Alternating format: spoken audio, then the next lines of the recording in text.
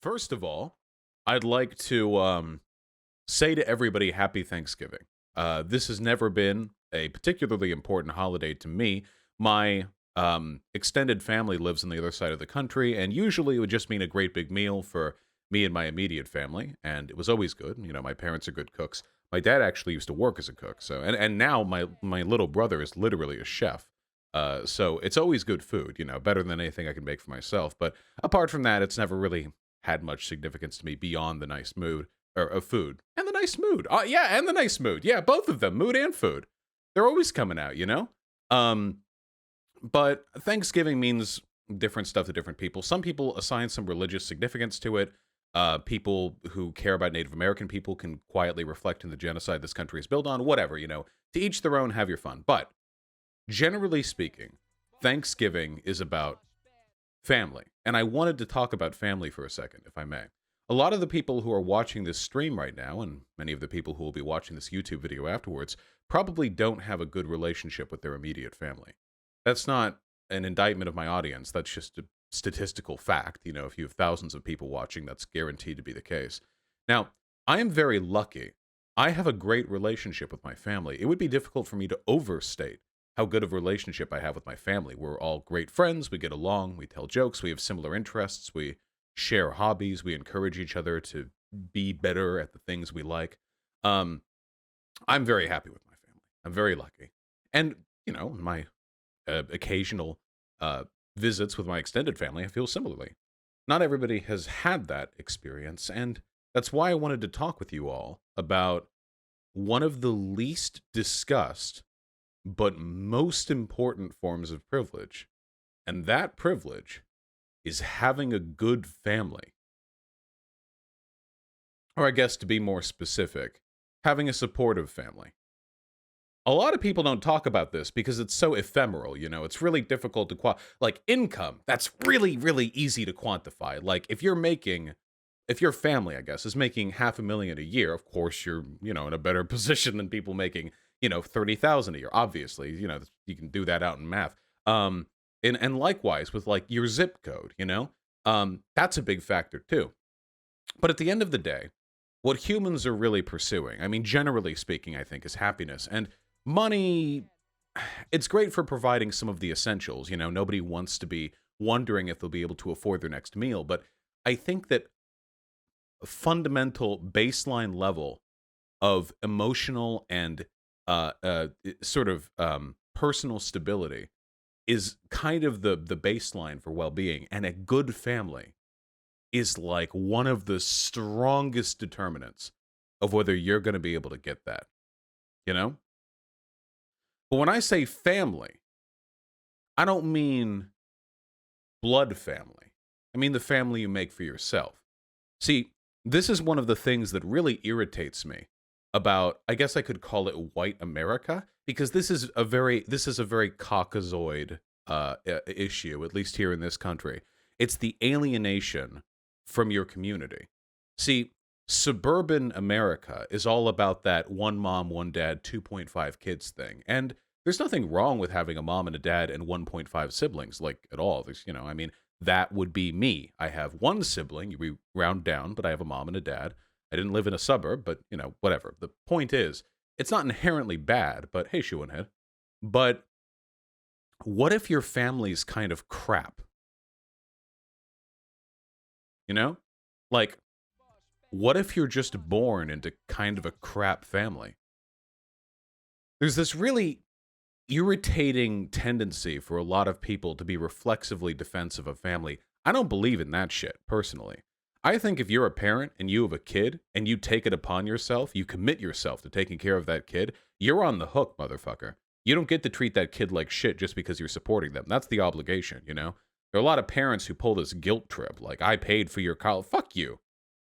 It's on you. You did this. Nobody asked to be born. You did this. You put me here. Fuck you. You know? It's like with pets, you know? Like you get mad like at a pet for wanting food. Like, give you your food. You got the pet. It's you.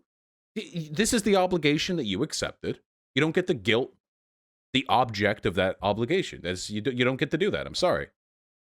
But a lot of people do this. And I think a lot of parents do it jokingly. I know, like, my mom's been like, yeah, I give you your food when I was being a brat, like, as a kid or whatever, but not seriously. Like, I think my parents always understood fundamentally that I didn't owe them anything, that, you know, the only thing I owed them, I think, was reciprocal affection for their kindness to me, which I did, and I do, and I'm happy to give it. But I don't think you owe your parents anything beyond that. And that sense of entitlement is one of the big issues here, because I think a lot of parents don't really like being parents. They were just told that was a part of how adults are supposed to sort of integrate into higher society. Like, that's just one of the essential components of growing older and so on. And such people who aren't really ready or capable of having kids or doing a good job with those kids feel compelled to do so. And there are a lot of social forces, especially with women, when are you giving me grandchildren, so on and so forth. But not everyone's good at being a parent. Some people say being a parent's like this natural skill that, like, everyone's good. That's not true at all. That's bullshit, okay? Some people fucking suck at being parents, okay? Don't lie to people. Don't pretend everyone. Come on. I know, I see you people in chat. I know a lot of you are ADHD riddled, neurotic motherfuckers. You think all of you are going to be good parents? No, and that's fine. But here's the thing. Being good at being a parent today is not the same thing as being good at being a parent 500 years ago. Because ye back in the day, took a village to raise a kid. I talk about this a lot on my stream, but it's true. No, there were, back in feudal, Europe or whatever, people weren't raising kids with two parents in a fucking suburb, Kids were feral little animals. They would run around the community, and they would be collectively raised by all the people there, or anyone who wanted to participate. Not literally everyone, but the people who wanted to participate. And in those instances, you're as much of a parent as you want to be. You don't have to biologically pass down your genes to be a parent to some kids, You could just be like the town baker, and the kids run by and help you knead dough a couple of hours every day. And you talk with them, and that's that. And they run off, and, you have some more bread, and they got some exercise or whatever, and great. I don't know. I've never lived in a medieval village. I'm sorry. My understanding of it is largely limited to what I learned in school. But that is essentially how it worked. And this is one of the big reasons, by the way, why the nobility back in those days were of the opinion that the common folk were incapable of managing the realm themselves, because communal living produces communal mindsets. Nobility and their children were raised privately, not communally. They were raised by advisors and scholars who kept them in their castle or, a palace or whatever. And they were raised in a very specific, very dedicated way, not communally. And there's a very big difference between the types of people which are produced by communal living and the types of people which are produced by private living. And I think that distinction has been muddled today to the point where we are getting, in some cases, the negatives of both. We're not getting the dedicated resources, the dedicated attention, the specificity of private living for most Americans, because most people don't have the money to afford that. But we're also not getting the social normality, the integration, the communal mindset that I think was good about the way we used to raise children. We're kind of getting the worst of both worlds. We're getting poor, disheveled, dispossessed private living for a bunch of tiny little castles in the suburbs. And that's a bad, bad type of society to have a Thanksgiving in, I think a lot of people are raised in these families and they blame themselves for being antisocial. I can't blame you for being antisocial. There's a reason why people have less friends today than they used to. And it's not just the fact that we're all working harder and COVID-19 and all that stuff. It's also because there's a material analysis. There are social forces that make it harder and harder for us to make friends. And that's a problem. I mean, fundamentally, biologically, social, integration is as necessary to us physiologically as food and water. We're social animals. You wouldn't own one guinea pig or one chinchilla, would you? I mean, they need it, and they're simpler animals than us. Look, if you can't raise one, if it's illegal, isn't it illegal in Canada to have just one guinea pig or something? There's some fucking country where you have to have two guinea pigs. Switzerland? There's some, because guinea pigs on their own, it's Switzerland, okay. Guinea pigs on their own are really, really lonely, so you need two. They get depressed if they're just on their own. That's a guinea pig. They're fucking idiots. Have you ever owned a guinea pig? They're morons. They're so stupid. They're so dumb. They're just fat little meat pellets, okay? They're so fucking stupid. You can just pick them up and just... Yeah, they eat their own shit. They're just little fucking pigs. They're pigs in every way except they're hairy and they have no brain. Regular pigs are smart. And we're much smarter than they are. So we also need social integration, okay? That's important to us. And Thanksgiving should be about that. And for a lot of people it is. For me it is. When I have Thanksgiving, not this year, of course, because of COVID, but normally when I have Thanksgiving, I get to spend time with my folks and I have a great time. I mean, back when I lived with my folks, I'd spend every day with them because I live with them. So it wasn't like specifically eventful, but it was still good.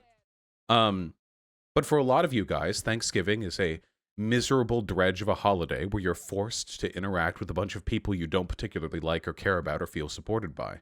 And I feel bad for you guys. I really do. I can't mask my pity, you know? I genuinely feel bad for you guys. Even back when I had to visit my extended family, back when I was like young enough that I was kind of a little shit and I didn't really like talking with people who weren't cool like me. Like I didn't know how to interact outside of my friend circle. Even back then it was still fun. Like, you know, my extended family, you know, was lively and virile and eventful and boisterous, you know, so the dinner table would be loud, and I like loud, you know, I like engaging in the brawl, so it was always fun. But again, not everybody gets that. And that's why I want to talk about family, not blood families, but real families, the families you make for yourself. One of the reasons communal living was so goddamn important is because it is a virtual statistical guarantee that a lot of people are just going to have crap parents. Either the parents themselves are bad people, which is a very essentialist perspective, but for the purposes of delivering this information simply, I'm sure you understand what I mean. Yeah, Hyena, for sure. Or they're just incapable of raising children effectively, or maybe you and your parents are just so different that you can't really get along. I think families should be friends. I think this whole like the father is the patriarch and the mother is the matriarch and the children are the little objects, you know, I think that's bullshit. I think that produces resentment and hatred and fucked up people, okay? I think you should be friends with your parents. Why not? It's not like it's hard to be friends with your parents. I mean, they're different. They're from 1 or 2 generations ago, you know. I guess 1 generation ago by definition, actually. They're from a generation ago, but you can get along with it. My dad likes movies. I don't really like movies. My dad does visual effects on movies, and I like visual effects in games, so I can talk about stuff like that with him, you know?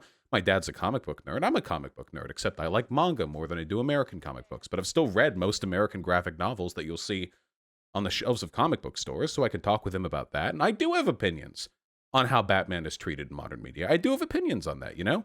And while they may be too, you know, nerdy and shameful to share with you guys, I'll talk about them with my dad. My mom likes music. My mom actually has watched some anime with me. My mom, I got her to watch Full Metal Alchemist Brotherhood. How about that, huh? She said she loved it. Even got her to try some episodes of One Punch Man, you know, which is pretty great, you know? Got to get along with your parents. I love getting along with my parents. Can't really get them to play video games. I can't really get them to... I don't know if their neurons are fried too much to get it, but one of these days I'll get my mom to play Dark Souls. I'll try to record it. We'll get it up on the channel, okay? But they won't take the gamer pill. We'll get around to it. It's not hard to be friends with your parents conceptually, you know, if they're good parents. If they're bad parents, I'm not going to force you to do that. But the families you make are more important. There's an old saying, right? Blood's thicker than water. And that's true. Blood is more viscous than water by several thousand times. But the actual saying, as somebody in chat said earlier, is the blood of the covenant is thicker than the water of the womb. Get it? See, back in the communal living days, even if your parents were kind of crap, there was always the people around you, the other couple hundred people in the village, and eventually you get to make your family. And of course, it's never easy. It's never uncomplicated. There's always the inherent obligations you seem to have to your biological family, unless you completely remove yourself from them and their lives, but it's still possible. And that's the world that I want to live in, okay? A world where people have more of an opportunity to choose their family. I think a lot of you would like to live in that world too. A lot of you are LGBTQA++.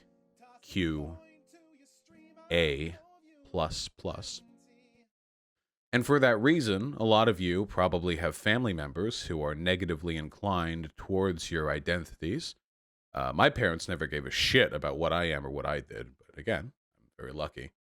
I forgot intersex. I forgot the I. My bad. Did I forget the? I forgot the I. Canceled again. But a lot of people don't have that. And I think for a lot of people, Thanksgiving is this fundamentally negative holiday. It's this negative experience because they can't imagine a world in which this holiday is anything other than a grim obligation to people you don't want to spend time with. And you're never going to live a life completely free of people you don't like. In fact, I would say interacting with people who you don't like and who don't like you is actually an essential social skill. A lot of people, they only want to surround themselves with the people you like. That's not good. It's actually important to be able to interact with people you dislike. That's actually a very important social skill, okay? There are a lot of people, I say this all the time. There are people in high school who are very socially competent, and they only surround themselves with people they like because they're very, they're very able to pull in those people they like, and then they get a job and they work with somebody they dislike, and it's devastating to them. It's heart-wrenching to them. They can't cope with being around a person they don't like. And by the way, that's another problem with this highly atomized living situation a lot of people are in. Even when you have a good family, like me, communal living will also expose you to cunts. They'll expose you to just shit people, and you can learn to deal with that in a way that's healthier than internally freaking out. Some people can't stand being disliked. For a while, I couldn't stand being disliked. That was something that I had to work over. And now, as you can tell by my channel and the way I engage with other people, I'm actually very okay with being disliked. It's something I've had to get used to it. Yeah, the internet has helped me with that somewhat. How did you do that? Listen, got a lot of arguments online. The point that I'm laboriously getting to here is happy Thanksgiving. The people with good and bad families, to the people who have surrounded themselves with people they do and do not like spending time with, whatever the case may be, I genuinely hope that in the future we adopt social, cultural, and economic systems which make it easier for us to surround ourselves with the people we like, okay?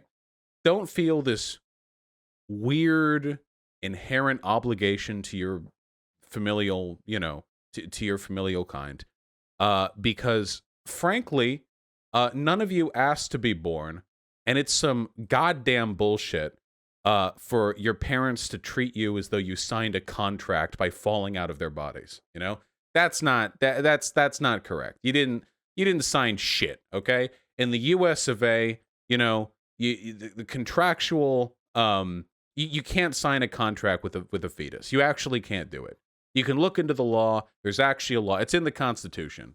That's I believe that's the 7th item on the Bill of Rights, right there. You can't sign contract with a fetus, okay?